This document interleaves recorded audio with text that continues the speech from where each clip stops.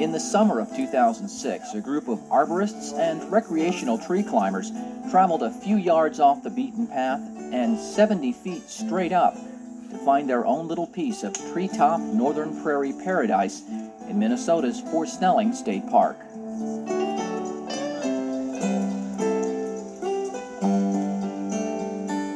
A perch amongst the poplars on the banks of the Minnesota and Mississippi rivers, only a few miles from the center of Minneapolis, but a world away from the concrete and glass towers that rivaled their altitude, where an elevator ride to the top floor and the express back down took on whole new meanings.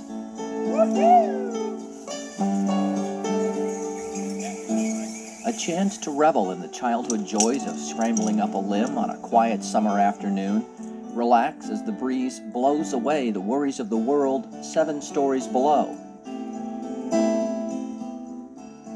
A celebration of what recreational tree climbing is all about, courtesy of the Tree Research and Education Endowment Fund and its sponsors. The Tree Fund was established in 2002 to combine the efforts of the International Society of Arboriculture's Tree Research Trust and the National Arborist Foundation, both of which had spent the better part of the last 30 years supporting research into the needs of arboriculture and urban forestry. This year, the Tree Fund proudly celebrates 3 decades of advancing science in the field of arboriculture. And so from 2001 to 2005, over $1 million has been given to research in the tree-related field, as well as almost $50,000 in scholarships to students that are the future leaders of this industry. Each year, in conjunction with ISA's annual conference, the Tree Fund conducts a fundraising auction of tree-related items and activities, including a recreational climb. This year's adventure included a trampoline mounted 70 feet up, a zipline out through the treetops, and a special culinary experience for the climbers at the end of the day. This is the sautéing of the vegetables.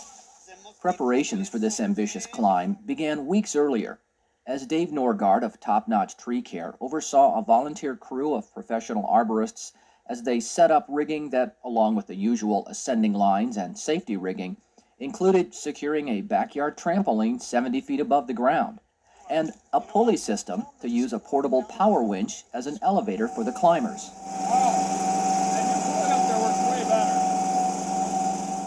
Something appreciated by both the recreational and professional climbers alike, although some of the pros still chose to demonstrate more traditional ascending techniques.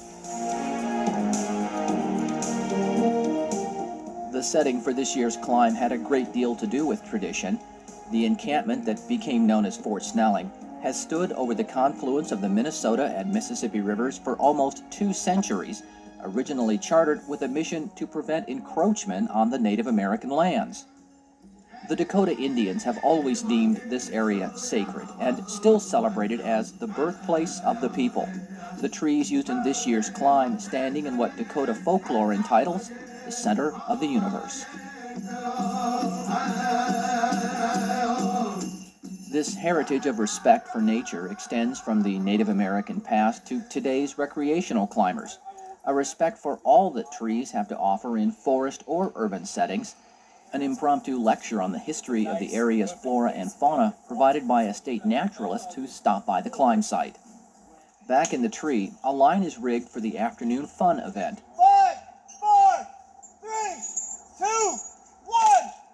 A 200-plus yard zip line from above the trampoline to a treetop anchor point 50 feet below, providing a ride that would put any amusement park attraction to shame. Love you, Mom. 5, 4, 3, 2.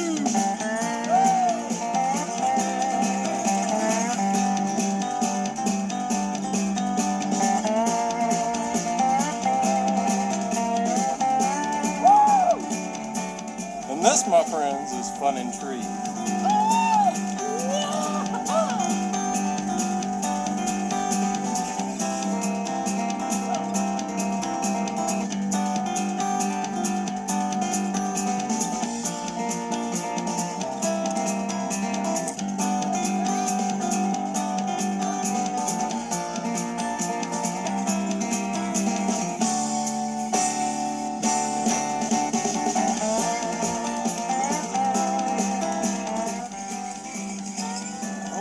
a good view right down the pipe. All right, I'm ready, man.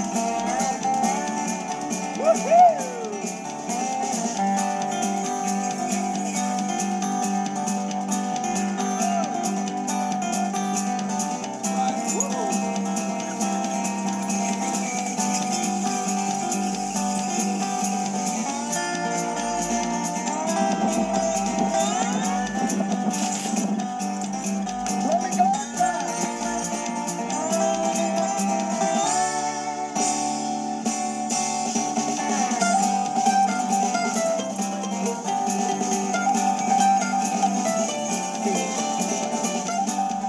Despite the wild look of the zipline ride, the crew's attention to safety was paramount during the climb.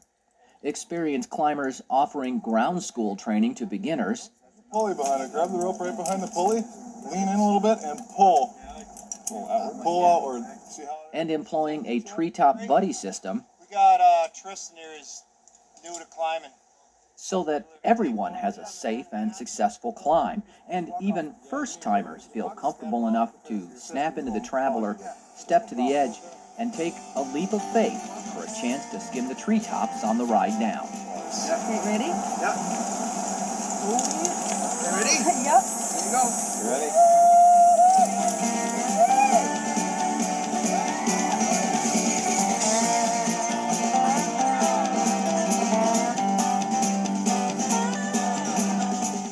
Answering their own version of a classic philosophical question, if a tree guy flies through the forest, does he make a sound?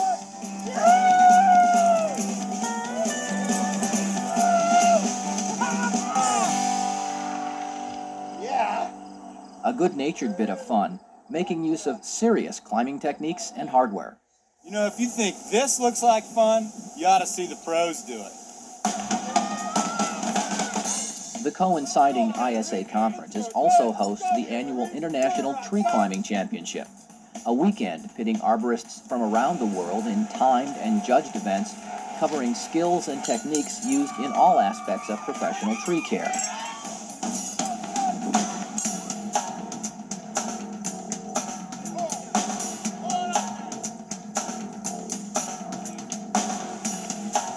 Very nice job.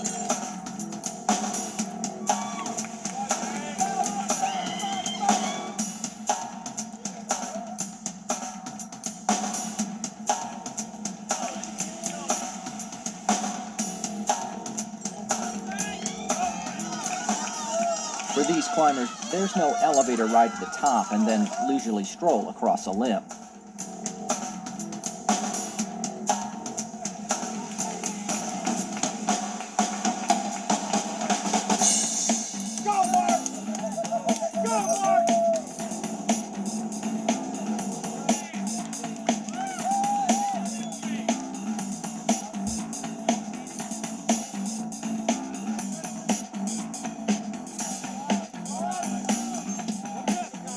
Despite the frantic pace of ITCC events, safety is still the watchword for judges and competitors. And as the best of today's climbers scramble through the leaves, tomorrow's climbers are given a taste of the action at a fun climb tree.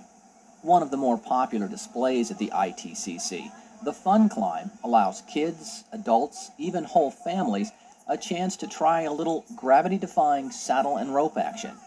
A quick fit with the proper climbing gear, some basic instruction on handling the hitches, and future climbing champions can take to the trees. A tantalizing few moments that inspire young dreams of the real action available to climbers. Back at the Tree Fund climb, the zipline has seen its last daredevil of the day.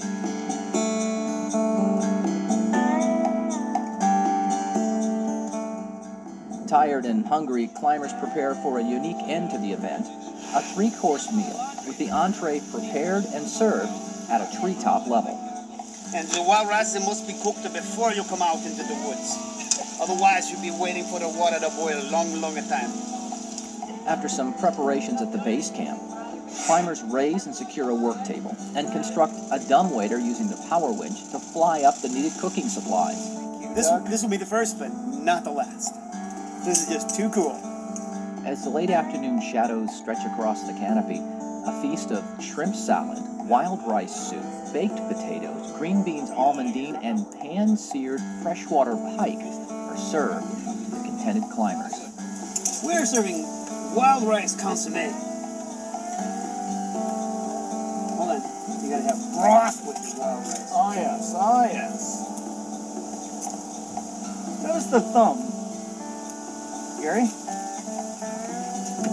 Got a spoonie?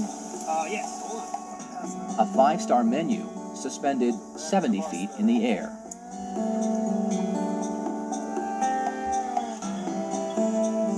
I think it's Bill's turn for soup. Now you're ready. Not bad.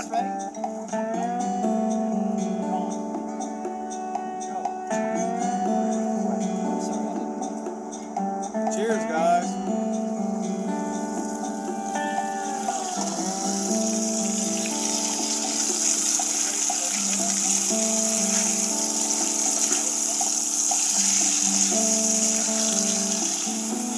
Okay, gentlemen, what are we going to say? If you have this on the shore, Tree climbing is fast becoming a recreational sport of choice, combining the beauty of nature with the unique perspective that comes from leaving the ground behind.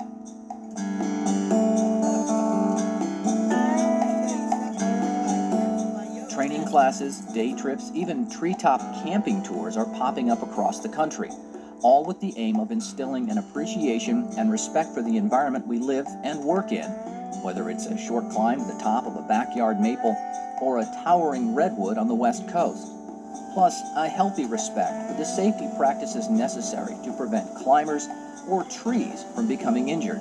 With the right gear and proper training, a weekend adventure could be as close as the next stand of tall trees.